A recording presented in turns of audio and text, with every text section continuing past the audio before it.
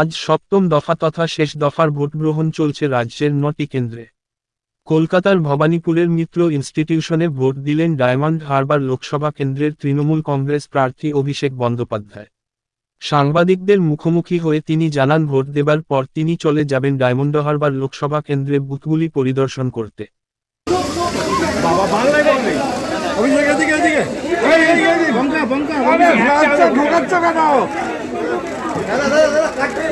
এদিকে এদিকে অভিষেক এদিকে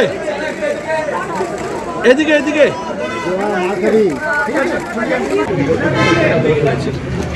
আপনি দেখবেন যে যারা একমুখ আশা আকাঙ্ক্ষা নিয়ে কেন্দ্র সরকার দিয়ে 5 বছর আগে 10 বছর আগে নির্বাচিত করেছে তাদের মোহভঙ্গ এবং এই যে মূল্যবৃদ্ধি আকাশ ছোঁয়ার দৈনন্দিন জীবনের নিত্য প্রয়োজনীয় জিনিসের যে ধারাবাহিক ক্রমবর্ধমান মূল্যবৃদ্ধি এর বিরুদ্ধে মানুষ হয়ে থাকে।